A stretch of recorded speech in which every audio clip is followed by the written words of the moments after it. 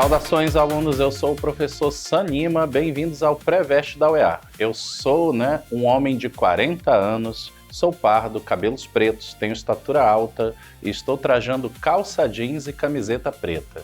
Nossa sala de aula é um estúdio de TV e eu estou ao lado de uma tela interativa que utilizarei para fazer anotações.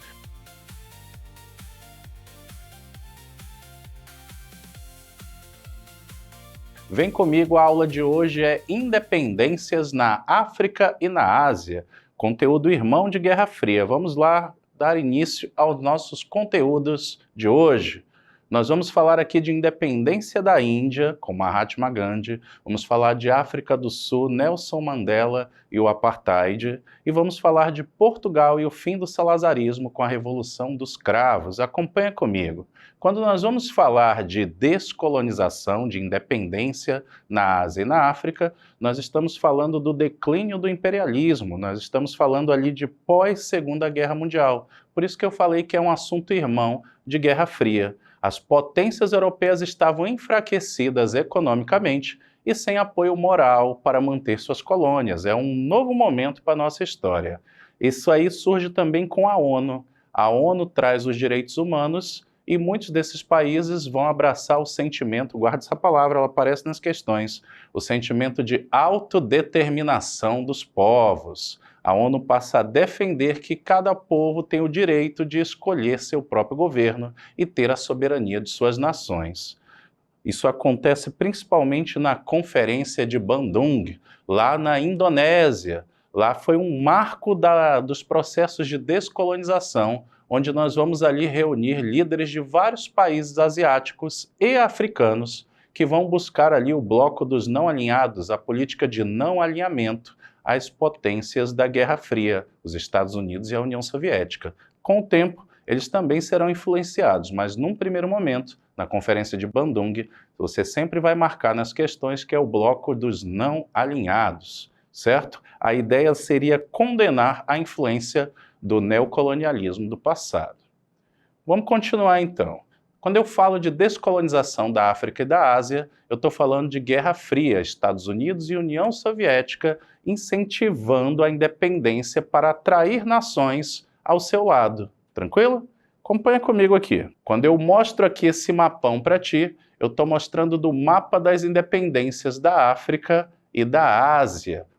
Várias dessas nações vão alcançar seu processo de independência no decorrer dos anos da Guerra Fria. Quando nós vamos falar de independência da Ásia, da descolonização no continente asiático, a gente sempre vai lembrar da Índia, a força da não violência, o pacifismo de Mahatma Gandhi.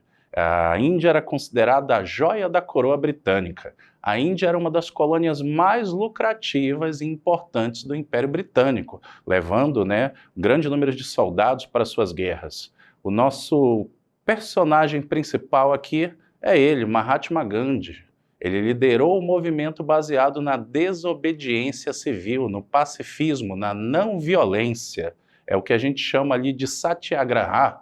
E em vez de armas, o Mahatma Gandhi e seus apoiadores usavam boicotes aos produtos ingleses. Nós temos ali uma divisão traumática em decorrência dos eventos da independência da Índia, ali logo depois da Segunda Guerra Mundial, em 1947. Nós vamos ter ali a divisão de dois países que são muito importantes para a Ásia até hoje. A Índia, de maioria hindu, e o Paquistão ali ao lado, uma potência de maioria muçulmana. Tranquilo? Falou então independência da Índia, lembra que ela se subdivide em duas nações, a Índia hindu e o Paquistão muçulmano.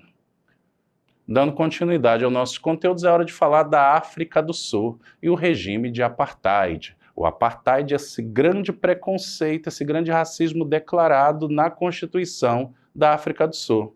Diferente de outras colônias, nós temos ali uma minoria branca local que vai oficializar na lei um regime de segregação extrema. As leis de separação do Apartheid deixam bem claro: negros não podiam votar, não podiam frequentar os mesmos lugares que os brancos, como por exemplo praias, e eram obrigados a viver em regiões restritas, os bantustões. Guarda essa palavra que ela vai aparecer. O nosso grande personagem ali da África do Sul, da independência da África do Sul, é ele, o homem, a lenda, Nelson Mandela, que vai ser o grande líder de resistência na sua juventude guerrilheiro, e ele acaba sendo preso por absurdos 27 anos, tornando-se o símbolo mundial de luta contra o racismo, pois depois de sair da prisão, ele vai ser eleito presidente da África do Sul. No caso de Portugal, Portugal ainda possui colônias, né, na África, e nós vamos ter essas colônias africanas, né, Angola e Moçambique, alcançando sua independência no decorrer da Guerra Fria. Isso nós chamamos de colonialismo tardio. Enquanto outros países liberavam colônias, o salazarismo português insistia em manter ali essas duas nações, Angola, Moçambique e também Guiné-Bissau, à força, sendo dominadas. Mas guarda essas aí. O golpe militar de 25 de abril de 74, nós vamos ter ali os próprios militares portugueses cansados do regime, cansados de guerras de opressão, né, derrubando a ditadura em Portugal. Isso vai resultar nos cravos da nossa Revolução dos Cravos, já que essas flores estavam em evidência na região e os militares e a população vão colocar esses cravos no cano de armas e de tanques de guerra, oficializando, né, essa nova era de paz. A democracia em Portugal acelerou a independência definitiva dessas colônias. Tudo bem?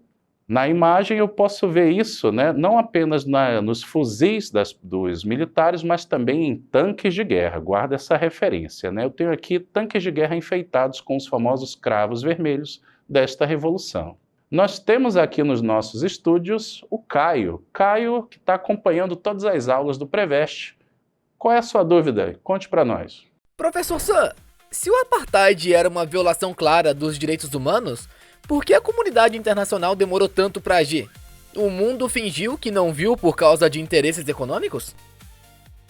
Ótima pergunta, Caio. Eu sempre recebo esse tipo de preocupação. Se todo mundo via o apartheid, por que que a comunidade internacional não fazia nada? Porque essa segregação era declarada. Essa resposta é longa e eu quero te explicar com detalhes.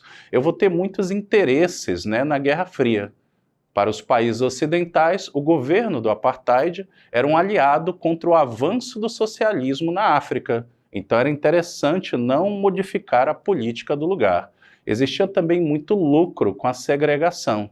A África do Sul era rica em ouro e diamantes, geravam ali muitos recursos. Muitas potências lucravam diretamente com os baixos custos de produção e mineração e exploravam, né, sem pena os habitantes da região, né? Essas potências não queriam sanções para os seus países, então deixavam esse racismo correr na época. O fim, né, do apartheid só vai acontecer quando você tiver ali a presidência do Nelson Mandela.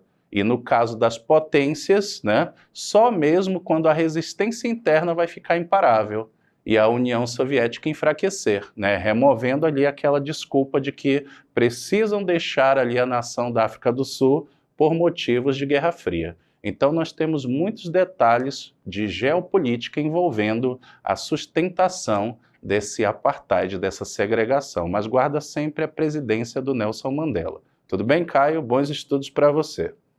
Vamos continuar aqui. Consequências e legados dessa descolonização. Nós tínhamos antes fronteiras artificiais, não é isso? Nós tínhamos fronteiras artificiais. Muitas guerras civis ocorreram porque as fronteiras foram desenhadas pelos europeus lá atrás, sem respeitar as etnias, na partilha da África, do imperialismo. Nós chamamos isso também de neocolonialismo, a dependência econômica que muitos desses novos países continuaram tendo em relação às antigas metrópoles. E a conclusão desse legado seria exatamente o que nós vamos chamar de descolonização. Ela não foi apenas o fim do imperialismo, mas também o nascimento de uma nova configuração mundial que define o que nós vemos hoje, vários países na África, vários países na Ásia e um mundo multipolar. Os mapas atuais de África e Ásia, como eu te mostrei, demonstram isso, né? As diversas culturas e desafios atuais, com até mesmo, né, a possibilidade de que novas potências econômicas possam surgir, certo? Vamos para os exercícios. Questão 1, UEA 2026, questão recente. Foi com efeito em contato com os colonizadores que os povos da Ásia e da África se descobriram diferentes e tomaram consciência de tudo o que os diferenciava dos europeus. Diferença nas condições materiais de vida, diferença de cultura, enfim, diferença nas experiências históricas. A descolonização não deixa, pois, de ser o choque de valores do Ocidente na Ásia e na África, valores que atribuíam preeminência à técnica e aos bens materiais, e a revolta da Ásia e da África contra o Ocidente, que tentava arrancar-lhes o que o tempo e a história lhes tinham ajudado a produzir.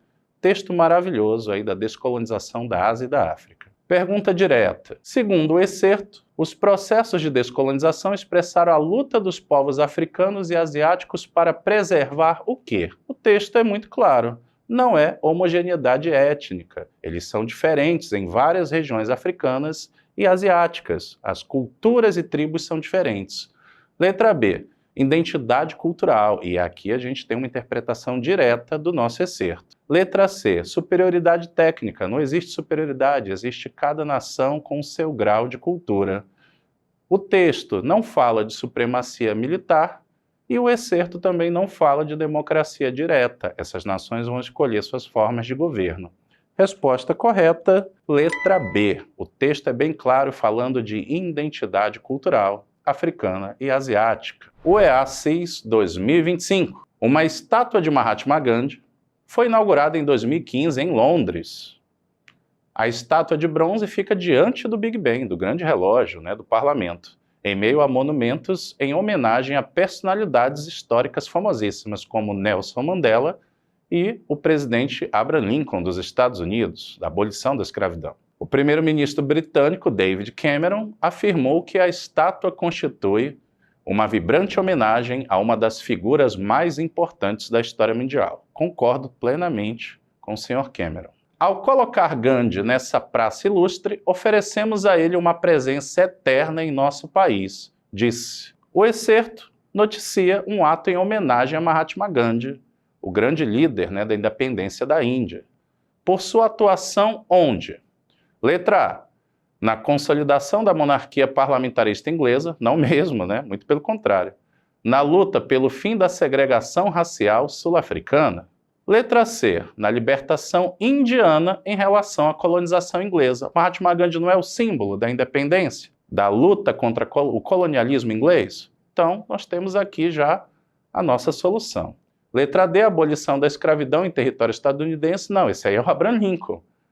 E letra E, em guerras travadas pela independência afroasiática. O contexto é esse, mas no caso do Mahatma Gandhi, a resposta correta é claro que é a letra C, na libertação indiana em relação à colonização inglesa. Você sabia que existia uma estátua do Mahatma Gandhi na frente do Big Ben, em Londres? Então é isso, pessoal. Na aula de hoje nós trabalhamos elementos de descolonização na África, na Ásia, o caso da Índia, o caso da África do Sul e a Revolução dos Cravos nas colônias portuguesas.